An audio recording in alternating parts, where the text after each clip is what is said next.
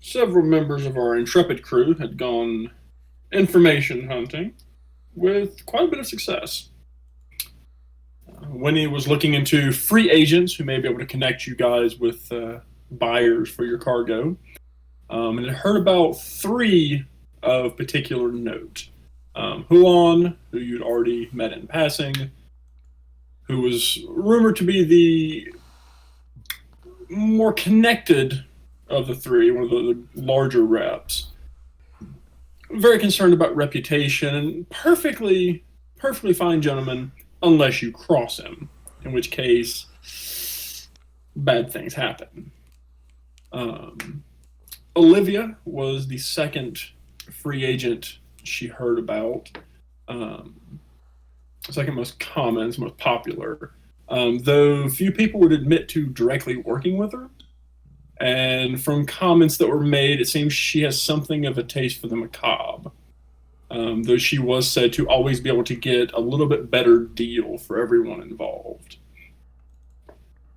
The third agent was Urias, who was said to be an older gentleman, mostly retired, though still occasionally willing to come out of retirement for more interesting cargo. She had also heard tale along the docks of a ship that had recently, very recently, actually that morning, had come into port called the Winter Wolf, that apparently had done quite well in a recent raid. Was looking for quite a few connections as far as offloading some cargo. Mezzy, looking to work on her boxing skill and perhaps find another connection of interest, had done a bit of looking about, and had heard of a man by the name of Satuk, who seemed to be something of an organizer of martial events.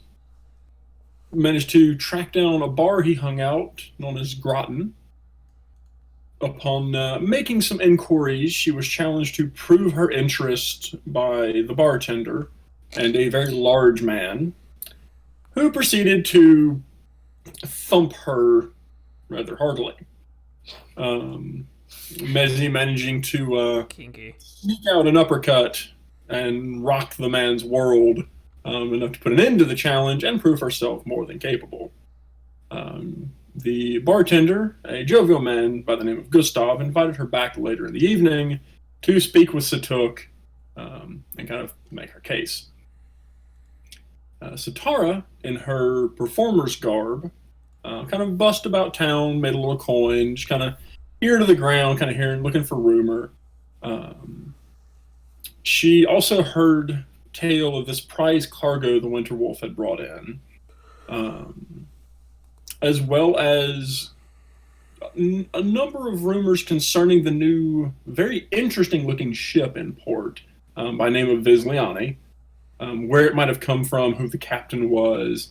Was a bit of scuttlebutt about that.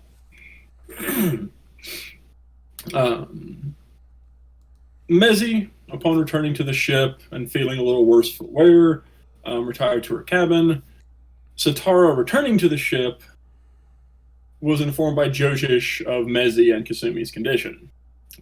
She stopped in to check on each of the members of the crew, was informed of the various informations that they had gathered, including a man by the name of Captain Corridon, who it was revealed captained a ship called the Red King. He was a renowned pirate who had preyed on shipping from the old world prior to the Long Dark, had done quite well for himself and had retired to a private island a few days' travel away. And though retired, he apparently still has some ships doing business for him. A reference was made to the Black Mongoose Tavern, a pirate bar that Satara had heard of, where it is very common to make deals for cargo and shipping ventures.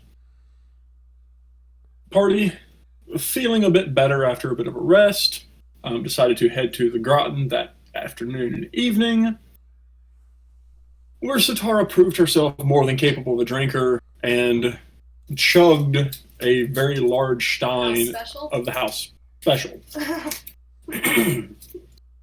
Which led to an interesting interaction with Gustav as he recognized the captain's hat and informed her that while he would not deny her a seat due to her obvious love for a proper ale, he decidedly did not want any trouble. The captain promptly wrecked the bar and everyone was killed. Oh no. Mezi met up with Satuk and his two associates. They had a rather delightful conversation.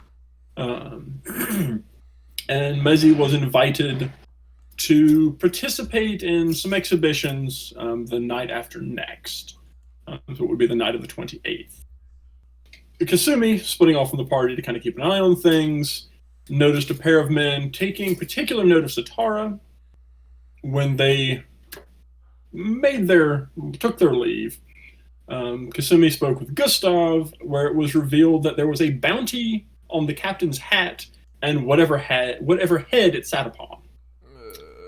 His advice was to head north, head west, head east. Sorry, don't go west. Yeah, don't go western. Basically, go away from the southwest. But his advice was to leave town. He did reveal that the bounty had been in place for a few years. So it was likely most people had forgotten about it, though he expected some may not have. Kasumi signaled Winnie.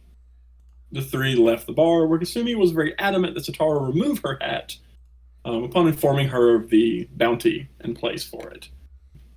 The trio returned to the ship, where Winnie was gifted a knife from Jian, something small and concealable in case she got into trouble. Mezi, upon returning after a nice evening with her new friends, was informed of the situation. Discussion was had as to what to do about it.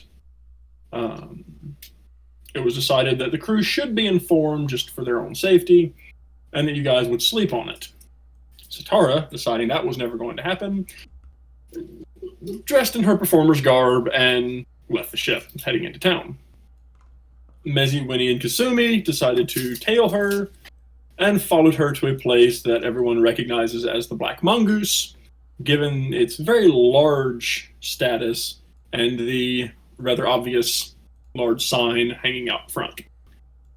As we ended last session, Satara had opened the large double doors and was stepping into the Black Mongoose, while the trio stood outside, somewhat concerned and debating their next move.